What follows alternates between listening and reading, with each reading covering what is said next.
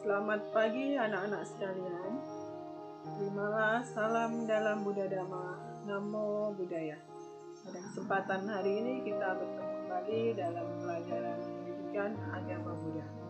Hari ini kita akan bahas tentang aspek-aspek sila. Ya, tapi sebelum pelajaran kita mulai, marilah kita bersama-sama membacakan nama Karapata.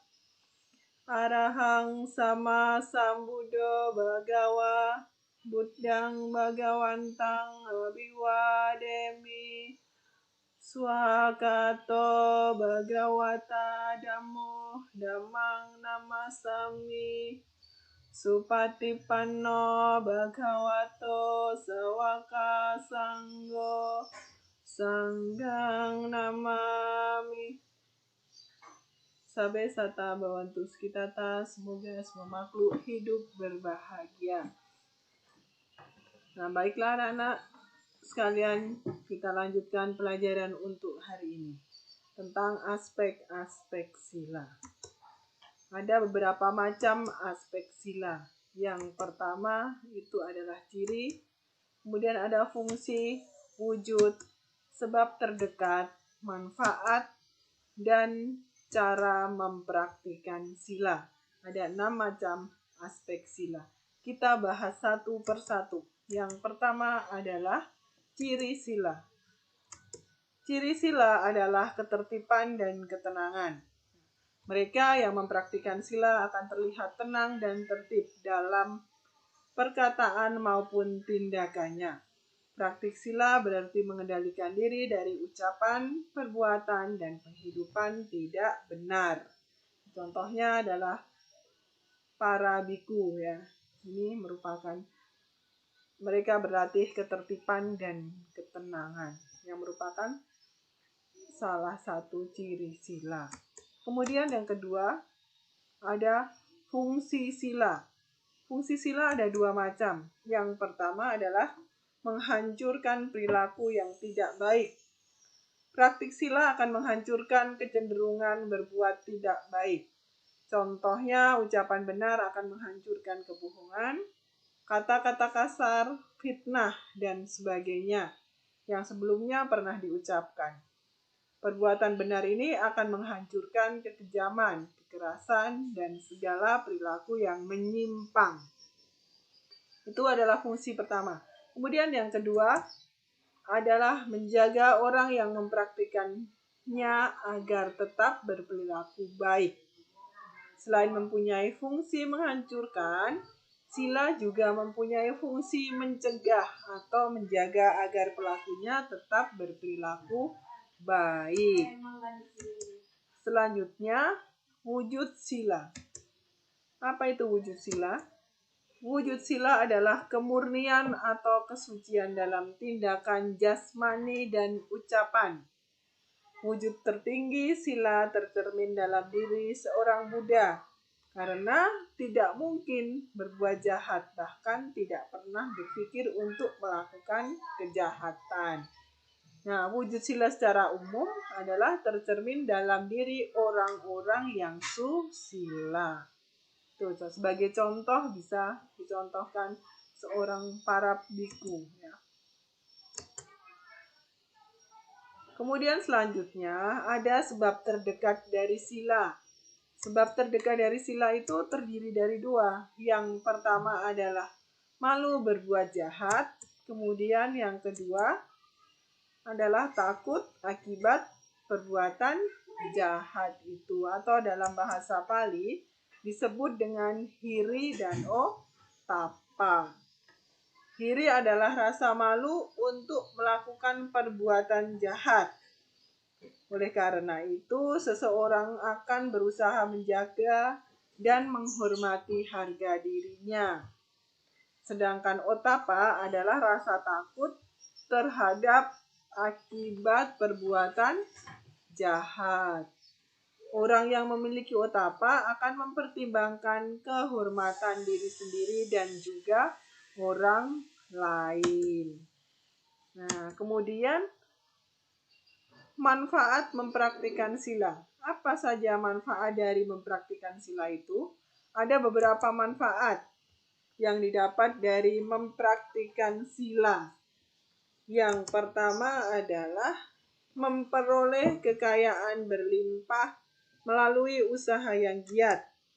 Kemudian yang kedua, reputasi baiknya tersebar luas. Kemudian yang ketiga, penuh percaya diri. Yang keempat, meninggal dengan tenang. Yang kelima, setelah meninggal terlahir ke alam bahagia. Yang keenam, tercapainya keinginan. Ketujuh, sembuh dari penyakit. Dan yang kedelapan, ada landasan tercapainya pencerahan. Itu manfaat yang didapat dari mempraktikkan sila. Kemudian, bagaimana cara mempraktikkan sila? Ada dua cara mempraktikkan sila. Yang pertama adalah menghindari hal-hal yang tidak baik, atau bahasa Pali disebut dengan warita sila. Kemudian yang kedua, menghindari melakukan atau melaksanakan hal-hal yang baik, atau carita sila. Nah, kemudian sekarang apa itu warita sila? Warita sila itu berarti berupa penghindaran. Contohnya apa? Contohnya Pancasila Buddhis. Nah, kita sebagai umat awam tentunya tidak asing dengan Pancasila Buddhis ya. Yang terdiri dari menghindari pembunuhan makhluk hidup, atau bahasa Palinya panatipata. Yang kedua, menghindari mengambil barang yang tidak diberikan, adina dana. Yang ketiga, menghindari berbuat asusila, tamesu micacara. Dan keempat, menghindari berkata tidak benar atau musa wada dalam bahasa Palinya. Selanjutnya yang kelima adalah menghindari minum minuman keras yang menyebabkan lemahnya kesadaran atau surameraya maja pamadatana. Nah, itu warita sila berupa penghindaran. Kemudian yang kedua, carita sila. Apa itu carita sila? Nah, carita sila itu melaksanakan hal-hal yang baik ya. Masing-masing unsur pancadama atau contohnya pancadama ya, yang masing-masing unsurnya itu berhubungan secara berpasangan dengan sila-sila yang terdapat dalam Pancasila Buddhis. Nah, apa saja yang terdapat dalam pancadama? Yang pertama adalah cinta kasih, belas kasih, atau meta karuna. Tadi Pancasilanya itu menghindari pembunuhan, makanya di Pancadama ada cinta kasih dan belas kasihnya. Melaksanakan cinta kasih dan belas kasih. Kemudian yang kedua, berpenghidupan benar. Kalau tadi di Pancasilanya itu menghindari mengambil barang tidak diberikan, di carita silanya berarti melaksanakan penghidupan yang benar. Kemudian yang ketiga, merasa puas atau santuti. Pancasilanya tadi apa? Menghindari perbuatan asusila, melaksanakan atau mempunyai perasaan santuti dalam pancadamanya. Kemudian yang keempat, kejujuran atau saca. Kejujuran atau saca. Tadi di Pancasilanya ada menghindari berbicara tidak benar atau berbohong. Nah, melaksanakan atau melakukan kejujuran dalam pancadamanya. Terus kemudian yang kelima ada perhatian dan kewaspadaan atau santi sampa jana. Kalau di dalam Pancasila berupa menghindari minum minuman keras, dalam pancadama melaksanakan atau mempunyai perhatian dan kewaspadaan. Nah, anak-anak sekalian, demikian tadi